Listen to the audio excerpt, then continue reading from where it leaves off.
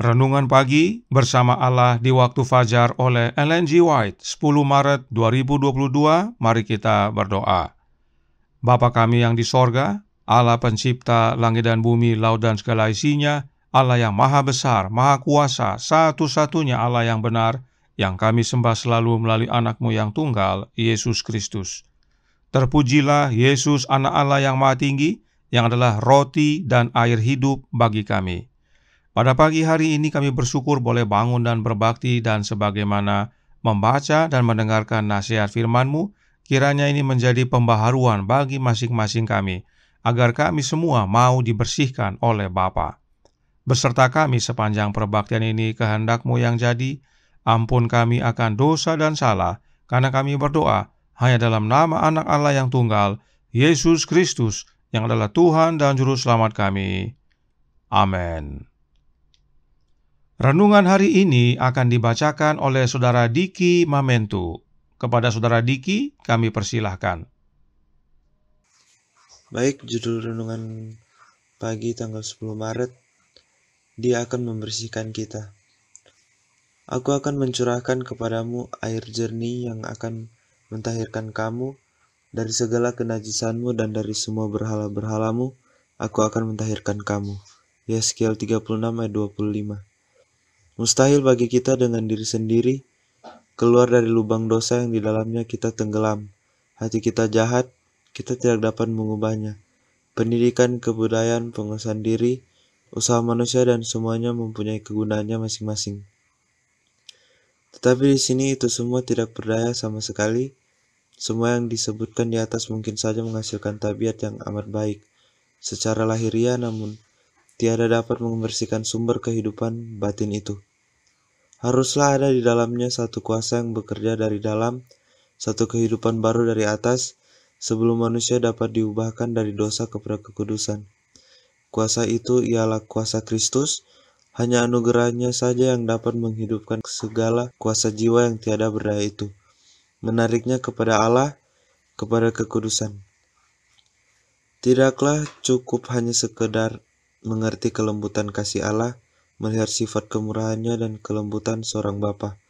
Tidak cukup hanya dengan mengenal hikmat dan keadilan hukumnya, melihat bahwa hukum itu didasarkan atas prinsip kasih yang abadi. Rasul Paulus melihat semuanya ini ketika dia berseru, "Aku menyetujui bahwa hukum Taurat itu baik."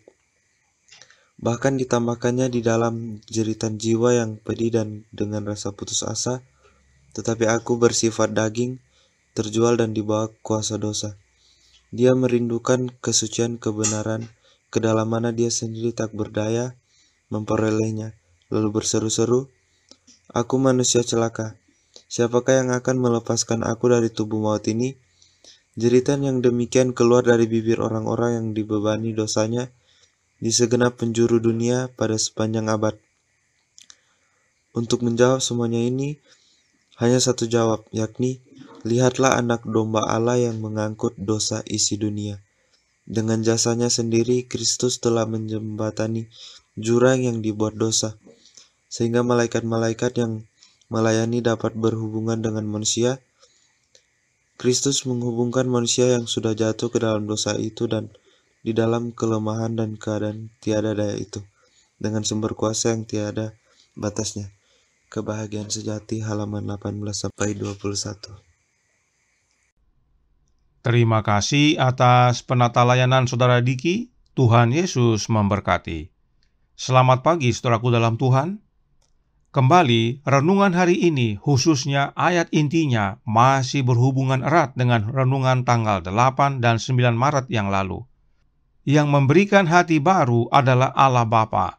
Yang membuat kita menurut kepada ketetapannya adalah Allah Bapa, dan yang membersihkan hati kita adalah Allah Bapa. Dari hal-hal apa Allah Bapa bersihkan hati kita? dari berhala-berhala. Bagaimana caranya? Dengan mencurahkan air jernih. Bagaimana mungkin membersihkan berhala hanya dengan air jernih? Karenanya air tersebut dalam ayat ini adalah lambang. Sebab salah satu fungsi air adalah membersihkan.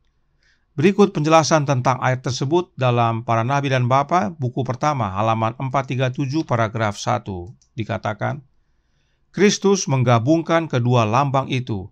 Dia adalah batu itu, dia adalah air hidup itu. Peristiwa batu yang mengeluarkan air dalam pengalaman bangsa Israel adalah melambangkan tentang Yesus. Dialah batu karang itu dan dialah air hidup. Dan peristiwa batu mengeluarkan air ini dirayakan oleh bangsa Israel. Dalam suatu peristiwa perayaan batu mengeluarkan air tersebut, Roh Nubuat mencatat yang berikut ini dalam Para Nabi dan Bapa, jilid 1, halaman 436, paragraf 2, dijelaskan, Juru selamat menggunakan upacara lambang ini untuk mengalihkan pikiran orang banyak kepada berkat-berkat yang akan diberikannya kepada mereka. Dan pada hari terakhir, yaitu pada puncak perayaan itu, Yesus berdiri dan berseru. Suaranya terdengar dalam nada yang menggema di seluruh halaman Ka'bah. Barang siapa haus, baiklah ia datang kepadaku dan minum. Barang siapa percaya kepadaku, seperti yang dikatakan oleh kitab suci, dari dalam hatinya itu akan mengalir aliran-aliran air hidup. Yang dimaksudkannya, kata Yohanes, ialah roh yang akan diterima oleh mereka yang percaya kepadanya. Yohanes 7 ayat 37-39. Air yang menyegarkan itu, yang memancar di tanah yang kering dan tandus, yang menyebabkan padang pasir bersemi dan mengalir keluar untuk memberikan hidup kepada orang yang akan binasa, adalah suatu lambang daripada kasih karunia ilahi, yang hanya Kristus saja dapat memberikannya, dan yang seperti air hidup, itu akan membersihkan, menyegarkan, dan menguatkan jiwa. Ia yang di dalamnya Kristus tinggal, mempunyai di dalam dirinya pancaran kasih karunia dan kekuatan yang tidak pernah akan habis. Perhatikan saudaraku dalam Tuhan, air yang Yesus maksudkan dalam Yohanes 7 ayat 37-39 adalah roh. Dan air itu adalah lambang dari kasih karunia yang hanya Yesus saja dapat memberikannya. Roh itulah kasih karunia ilahi dan hanya Kristus yang dapat berikan roh tersebut. Perhatikan kalimat yang ditandai warna pink. Ia yang di dalamnya Kristus tinggal, mempunyai di dalam dirinya pancaran kasih karunia dan kekuatan yang tidak pernah habis. Apa itu kasih karunia? Air hidup. Apakah air hidup itu? Roh yang dari Yesus. Inilah makna air yang Bapa curahkan, yaitu roh anaknya. Roh Kristuslah yang adalah air yang membersihkan hati kita dari berhala-berhala. Mengapa Allah Bapa harus curahkan air jernih tersebut, yaitu roh anaknya, untuk bersihkan hati kita? Karena renungan hari ini berkata dalam Bersama Allah di Waktu Fajar, halaman 86, paragraf 1, berbunyi, Mustahil bagi kita dengan diri sendiri keluar dari lubang dosa yang di dalamnya kita tenggelam. Hati kita jahat, kita tidak dapat mengubahnya. Inilah alasannya kita membutuhkan pembersihan dari luar diri kita, sebab kita tidak dapat membersihkan diri sendiri dari dosa. Kita tidak bisa keluar dari lubang dosa. Kita butuh pertolongan, dan itulah sebabnya Allah Bapa curahkan air jernihnya, yaitu anaknya, Yesus Kristus. Itu sebabnya dalam Menjadi Putra dan Putri Allah halaman 14 paragraf 1 dikatakan, Kristus sajalah yang berkuasa untuk membersihkan hati. Singkat, padat, dan jelas bahwa hanya Yesus yang berkuasa membersihkan hati. Sekarang, bagaimana caranya Yesus membersihkan hati kita? Ingat tadi dikatakan bahwa air itu adalah roh, sebagaimana yang Yesus nyatakan dalam Yohanes 7 ayat 38 dan 39. Karenanya Roh Nubuat menjelaskan dalam kutipan berikut ini, From Heaven with Love, halaman 100 paragraf 2, dikatakan, kita tidak dapat dengan sendirinya mengusir kerumunan jahat yang telah menguasai hati. Hanya Kristus yang dapat membersihkan bait suci jiwa, tetapi Dia tidak akan memaksa masuk. Dia datang ke dalam hati tidak seperti datang ke Ka'bah yang lama, tetapi dia berkata, "Lihat, aku berdiri di muka pintu dan mengetok. Jikalau ada orang yang mendengar suaraku dan membukakan pintu, aku akan masuk mendapatkannya." Wahyu 3 ayat 20. Kehadirannya akan membersihkan dan menguduskan jiwa, sehingga itu bisa menjadi bait yang kudus bagi Tuhan dan tempat kediaman Allah di dalam roh. Efesus 2 ayat 21 dan 22. Roh nubuat dengan jelas menyatakan bahwa hanya Kristus yang dapat membersihkan bait suci jiwa, yaitu hati kita, yaitu melalui kehadiran rohnya. Itu sebabnya Nyonya White mengutip Wahyu 3 ayat 20 yang adalah perkataan roh kepada jemaat Laodikia. Roh siapakah yang dimaksudkan? Rohnya Kristus tentunya. Sebab Yesuslah yang mengetuk pintu hati kita, dan saat kita buka, maka Yesuslah yang masuk, yaitu melalui kehadiran rohnya yang kudus, roh Kristus. Nah, di dalam Alkitab, roh juga adalah kuasa. Renungan hari ini berkata dalam Bersama Allah di Waktu Fajar, halaman 86, paragraf pertama. Haruslah ada di dalamnya satu kuasa yang bekerja dari dalam, satu kehidupan dari atas, sebelum manusia dapat diubahkan dari dosa kepada kekudusan. Kuasa itu ialah kuasa Kristus.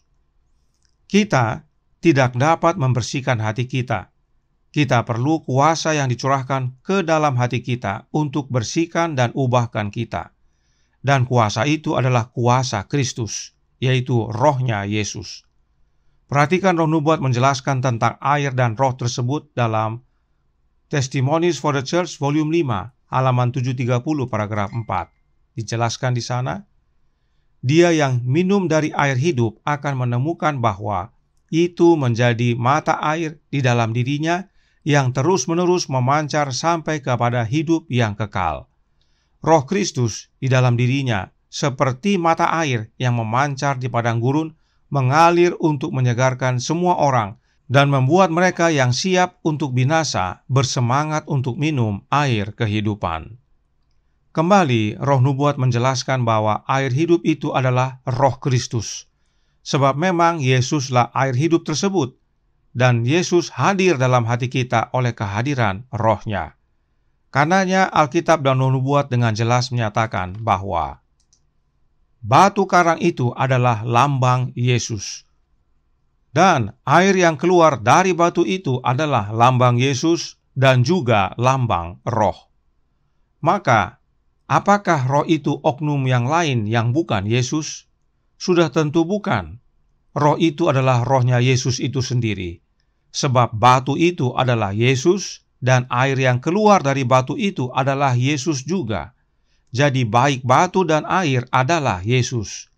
Karenanya jelas sebagaimana perkataan Yesus dalam Yohanes 7 ayat 38 dan 39 bahwa air itu adalah lambang roh dan air itu adalah Yesus, maka air itu adalah rohnya Yesus.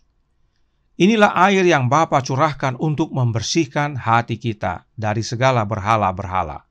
Karenanya roh nubuat menasihatkan dalam My Life Today halaman 189 paragraf 6.